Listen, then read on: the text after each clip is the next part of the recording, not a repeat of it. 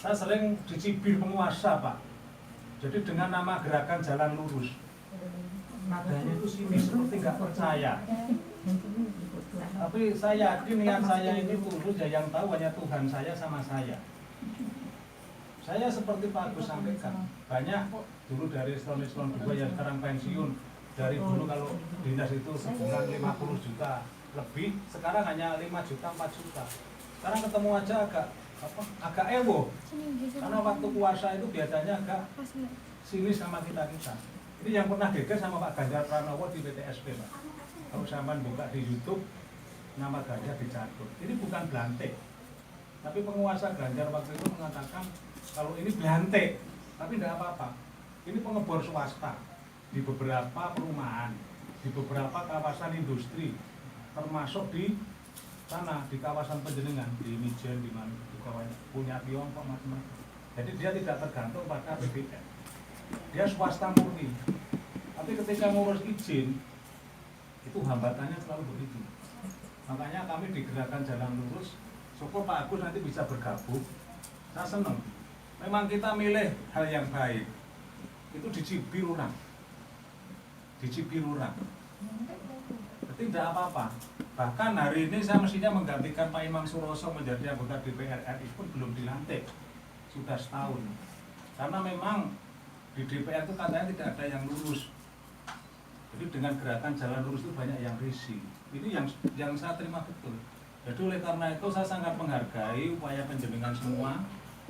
Yang seperti DA Dinda ini tadi ijazahnya katanya masih ditahan Pak Kepala Sekolah, tadi sudah tak telepon. Tugas saya itu.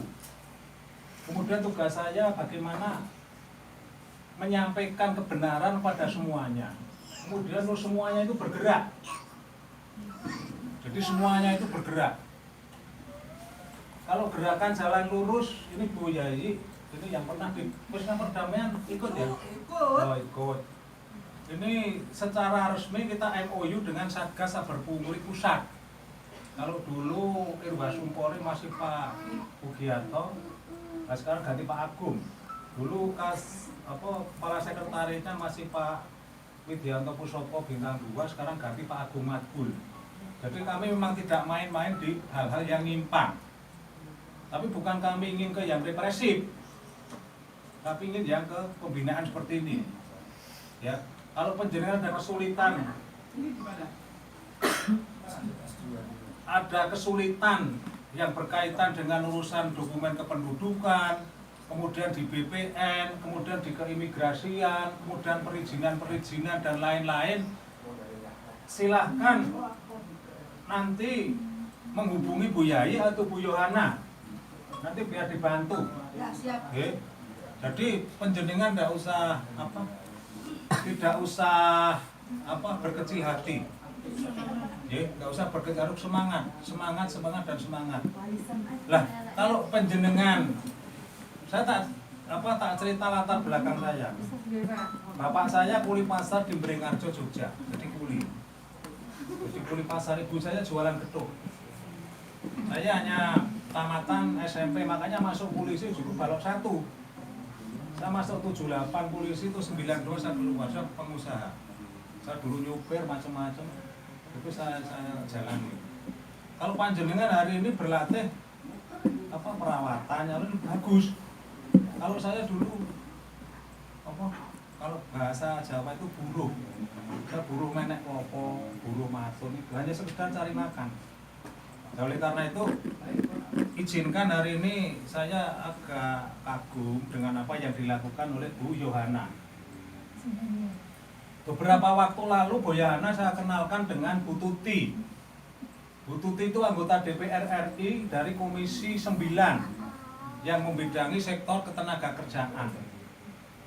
Waktu itu ada kegiatan BLK komunitas sama bantuan peralatan senilai 850 juta. Nah, maksud saya, apa yang dilakukan oleh masyarakat yang seperti ini pemerintah harus nyupport. Tapi bukan saya belantik proposal, bukan. Saya padahal mencarikan bantuan, saya nggak motong-motong, nggak, saya punya agama. Saya enggak. Silakan dibuktikan. Silakan dibuktikan. Nah, maksud saya, penjenengan ini nanti sebagai embrio bagaimana untuk dikembangkan. Ini alangkah indahnya kalau anggaran-anggaran pemerintah itu bisa ke sini nanti dikembangkan. Satu misal penjenengan di mana di Demak atau di Jepara itu dibikin lembaganya seperti BLK Komunitas nanti kegiatan begini. Gitu. Jadi saya ingin mengedukasi semuanya. Saya bukan orang yang sedang ingin mencari popularitas. Saya punya agama. Hanya memang penyampaian saya begini. Saya nggak bisa penyampaian yang unggah-ungguh karena memang kalau unggah-ungguh itu tidak. Makanya gerakan jalan terus itu petempur. Jadi hal-hal yang berkaitan dengan penyimpangan kita lawan. Kita nggak main-main. Karena apa? Problemnya sekarang itu kayak gitu. Kayak begini yang dialami adik Adinda. Saya kemarin selesaikan di Jogja, ijazah ditahan, itu lebih dari 3.000 ijazah. Kebetulan kami sama Pak Mahfud MD ada komunikasi. Karena hubungannya dengan pungli di pendidikan, waktu itu langsung timnya khusus Pak Mahfud MD ke Jogja. Kita temukan kepada kepala dinas pendidikan. Karena sudah diberikan itu. Karena berkaitan dengan orang-orang yang tidak mampu. Ini. Ya. Lah nanti kalau Bu Yayi mungkin yang di langsung Pak Mahfud MD yang Pak RW itu ada di grup. Itu. Jadi monggo nanti ini syukur saya ada rezeki. Insya Allah saya melihat kayak begini, lihat tempatnya itu juga saya sebenarnya prihatin. Saya prihatin betul. Tapi ketika melihat anak didiknya begini, saya menjadi bangga. Semangat. Ini kegiatan begini seperti yang saya lakukan. Boleh dibuka di WA saya silahkan. Ini ada beberapa orang kemarin sampai hari ini minta bantuan advokasi. Ada yang mau kerja di Korea sampai 50 orang itu ditipu itu. Gitu. Bisa dibuka itu orang beruratu dana. Terus ada lagi arisan juga ditipu. Hal-hal seperti ini yang menjadi concern kami, concern gerakan jalan lurus untuk bagaimana memberi advokasi.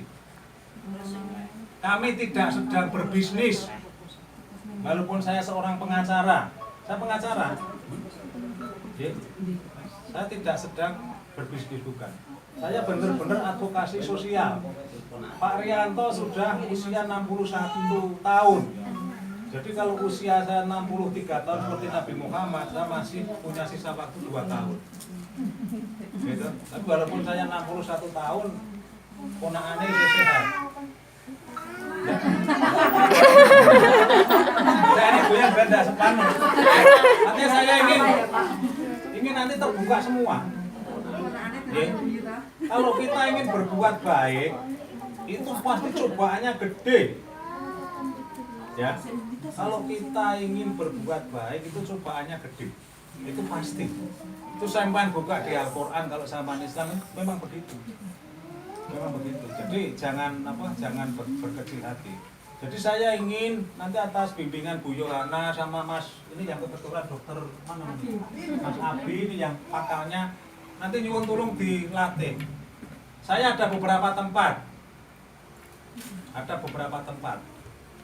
Tapi saat ini pemiliknya itu malah baru operasi kemarin kecelakaan.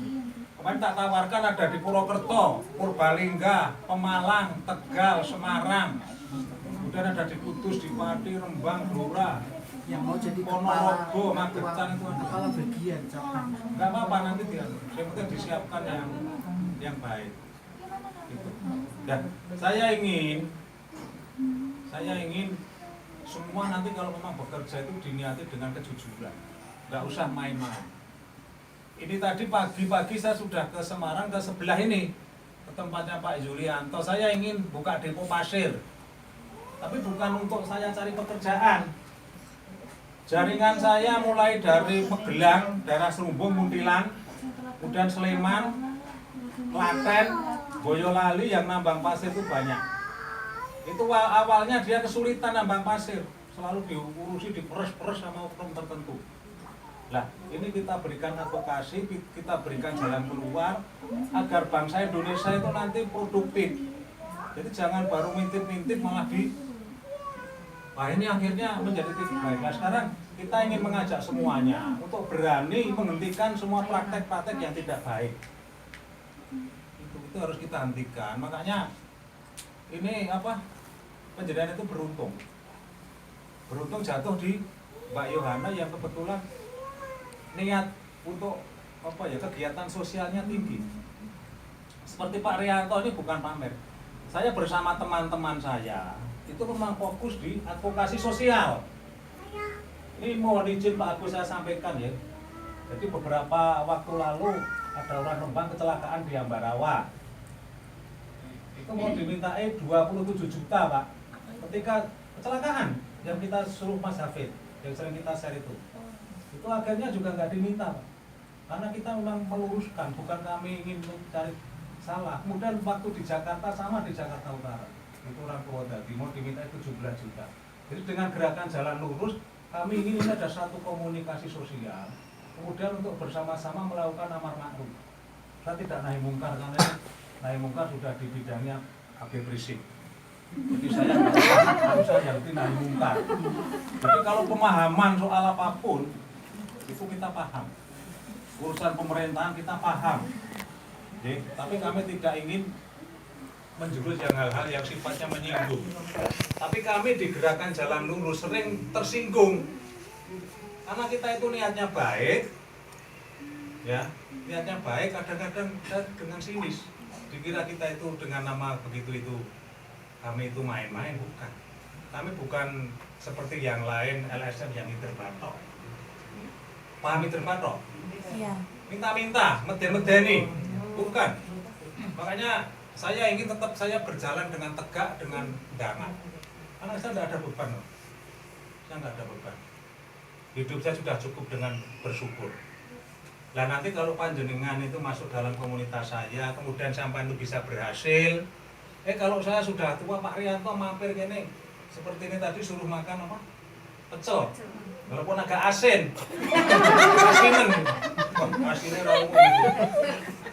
Saya habiskan. Iya, maaf Pak. Jadi oleh karena itu Jalur rapi. saya semangat. Jadi nanti sampaikan ke banyak orang bahwa sekarang ini ada LSM yang namanya Gerakan Jalan Lurus. Kami membantu di semua sektor. Kalau panjenengan ada urusan waris, urusan pertanahan, kaitan mafia pertanahan, saya bersama Pak Adi Warman, Bantimpres, kemudian mantan Wakapolri Ugroseno, kemudian Irjen Widianto Pusoko, kami mendirikan namanya Gerakan Anti Mafia Tanah. Jadi kami mendorong bagaimana mafia-mafia itu ditindak. Jadi setelah kami mendirikan Gerakan Anti Mafia Tanah yang saya deklarasikan di rumah makan sederhana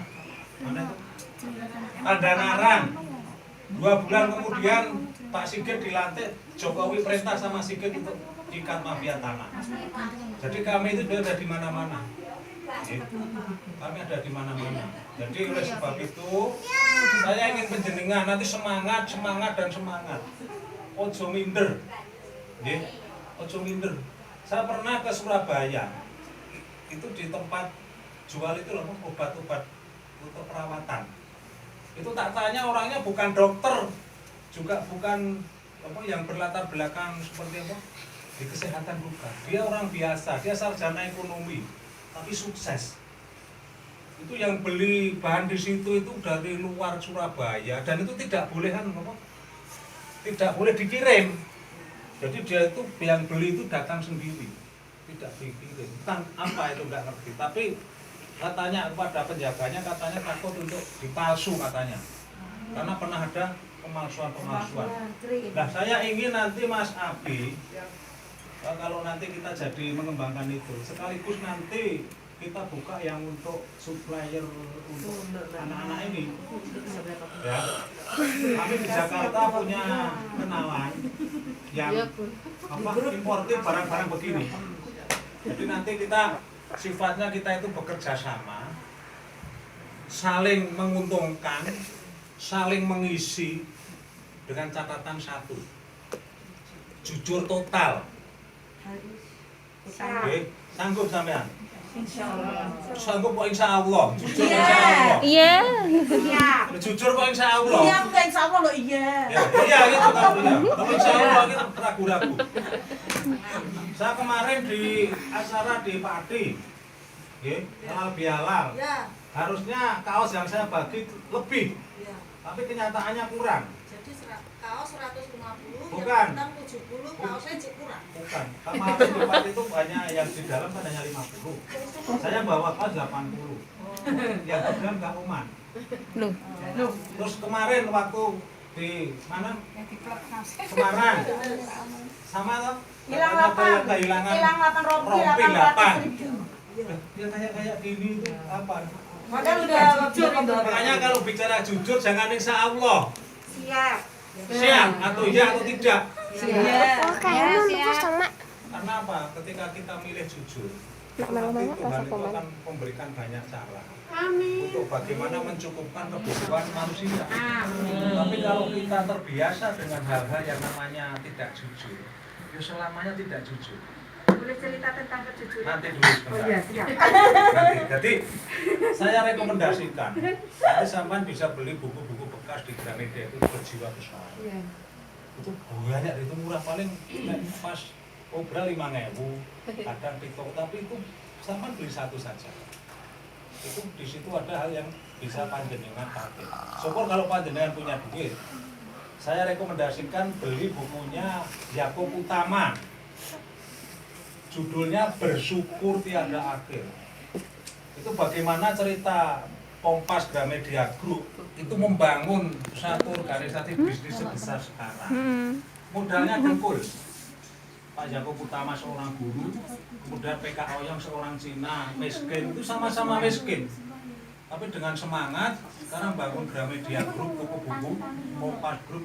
Kalau Kompas sekarang karena apa, koran cetak itu nggak begitu laku. Tapi yang khusus TV Kompas sama hotel kelihatan juga banyak kosong sekarang. Nah ini yang kita prihatin semua, makanya sekali lagi saya mengajak semuanya, diri saya monggo untuk dirubah. Padahal Pak Rianto nanti ra bener dilengke, kita kowe ra bener. Kowe ngomong ini. Jadi di gerakan jalan lurus itu abot. Jenenge gerakan jalan lurus. Kalau aku menggak minggu, saya diketawain Bu Yohana. Saya diketawain Bu Yani. Saya kira itu ini sebagai satu semangat. Contoh ini ketemu saya dulu itu tadi Weli lah. Sekarang jualan batu bata, kira ini mau mengembangkan pasir sama dia. Ini apa, pembelinya dia. Ini pengusaha-pengusaha properti besar di Semarang, seperti perumahan di daerah Sultan Agung, di daerah Pandanaran, ini dia yang ngerjakan. Orang-orang Korea dia. Sumur-sumurnya. Nah, ini berangkat dari nol. Dan saya yang dulu mantan anggota polisi dengan Galok 1, kemudian saya keluar itu kopral. Tapi kopral, ingat, Idi Amin itu kopral kudeta dia jadi presiden kok. Idi Amin atau siapa itu? Atau Muammar Gaddafi Afrika itu. Tidak apa-apa, jadi jangan sampai karena tidak punya ijazah minder, jangan. Pak Junaidi Halim yang punya Konimek Solo itu ijazahnya hanya ST, sekolah teknik itu SMP. Itu dia punya farmasi yang gede. Teman saya Pak Imam Syafi'i, pemilik hotel Pandanaran, ya kan? Itu saya lepas operasi Jembaro Kuburi. Dia punya hotel di Pandanaran, kemudian di Jogja itu punya gede-gede. Kebetulan itu sahabat dekat saya. Dia pergi dari Suruh, itu dulu itu nyuri sepeda, kemudian ke Semarang itu jualan minyak mikul. Dia cerita sama saya. Kemudian masuk menjadi pegawai provinsi, kemudian akhirnya keluar, kemudian ketika Gus Dur jadi ketua PBNU, kalau ada kegiatan ini Pak Imam Syafi'i, Pak Haji Warto dulu pokok buku itu. Ini satu contoh-contoh teman-teman kita yang berhasil, ya. Nah ini untuk menjadi contoh. Lah saiki ora ndek duit karepe ame tuku HP wis sing larang. Gitu. Saya itu HP ku jadul. Terus saiki wong ora ndek itu buka pene tak delok malah waduh. Sak omah ono wong 5, tapi tidak apa-apa ini situasi sekarang memang seperti itu enggak. Nyuwun tulung Bu siapa? Bu Yohana tadi Bu siapa mau? Bu Tuti. Bu Tuti itu anggota DPR RI di Komisi 9 yang membidangi soal ketenaga kerjaan. Mudah-mudahan kalau beliaunya nanti kesini sama saya, tapi kalau enggak nanti biar sama Bu Yai sama Bu nanti tak paringi teleponnya nggih. Nanti dikomunikasikan, nanti ini dimanfaatkan.